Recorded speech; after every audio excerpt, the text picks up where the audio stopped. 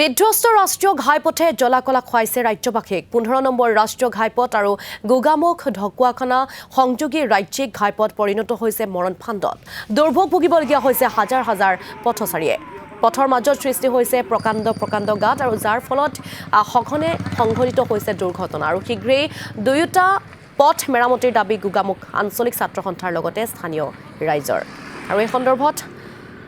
আমালৈ এক প্ৰতিবেদন আগবঢ়াব সাংবাদিক জিতু ৰাজকৰে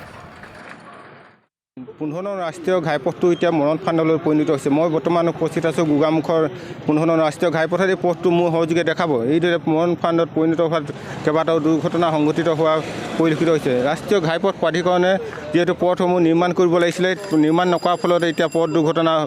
দিনক দিনে বৃদ্ধি পাবলৈ ধৰিছে এইদৰে বৃহৎ গাঁত হোৱাৰ ফলত এইদৰে দুৰ্ঘটনাত দিনক দিনে বৃদ্ধি পাই আহিছে কিন্তু ইয়াৰ পাছতো কিন্তু চৰকাৰ বা জিলা প্ৰশাসনে এই গাঁতসমূহ পুতাৰ কোনো ধৰণৰ ব্যৱস্থা গ্ৰহণ কৰা নাই বা ৰাষ্ট্ৰীয় ঘাইপথ প্ৰাধিকৰণে কোনো ধৰণৰ নিৰ্মাণ ব্যৱস্থা গ্ৰহণ নকৰাৰ ফলতে এইদৰে এতিয়া জৰাজীৰ্ণ হৈ পৰিছে উত্তৰ অসমৰ লখিমপুৰৰ পৰা যিহেতু ডিব্ৰুগড়লৈ যিহেতু ৰাষ্ট্ৰীয় ঘাইপথ ডিব্ৰুগড়লৈ যোৱা ৰাষ্ট্ৰীয় ঘাইপথ এই ঘাইপথটো এতিয়া এইদৰে জৰাজীৰ্ণ হৈ পৰাত এক মৰণ ফান্দত পৰিণত হৈছে এগৰাকী ছাত্ৰ নেতা আছে মই তেওঁলোকৰ পৰা জানিব বিচাৰিম ক'ব লাগিব যিহেতু ছাত্ৰ নেতাসকলে তেওঁলোকে বিভিন্ন সময়ত পদক্ষেপ গ্ৰহণ কৰি আহিছে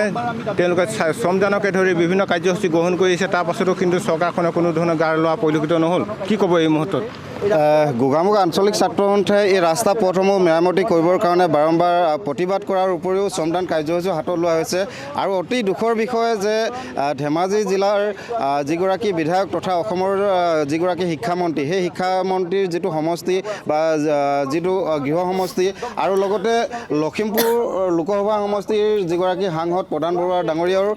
এই ধেমাজি জিলাতে যিহেতু তেখেতৰ গৃহ আৰু সেই গৃহ সমষ্টিতে তেখেতৰ যিসমূহ ৰাজপথ আছে ৰাষ্ট্ৰীয় ঘাইপথৰ পৰা আৰম্ভ কৰি ৰাজ্যিক যিসমূহ ঘাইপথ আনকি গ্ৰাম্য অঞ্চলৰ যিসমূহ পথ আছে সেই পথসমূহৰ দুৰৱস্থাও একেবাৰে সংকটজনক যাতায়াতৰ একেবাৰে অসুবিধা হয় আনকি গোগামুখ অঞ্চলৰ মাজমজিয়াতে থকা যিখন চিকিৎসালয় সেই চিকিৎসালয়লৈ যোৱা যিটো পথ সেই পথৰ অৱস্থাও একেবাৰে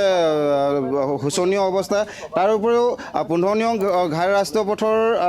মাজমজিয়াত কাষতেই কেইবাখনো বিদ্যালয় যিহেতু আছে সেই বিদ্যালয়লৈ যোৱাৰ বা বিদ্যালয়ৰ সন্মুখৰ যিসমূহ পথ সেই পথসমূহৰ বিদ্যালয়সমূহৰ সন্মুখত প্ৰকাণ্ড গাঁত আছে আমি নিশ্চয়কৈ প্ৰতিবেদন আগবঢ়াৰ বাবে জিতু ৰাজকৰ আপোনাক এই মুহূৰ্তত আমি ধন্যবাদ জ্ঞাপন কৰিছোঁ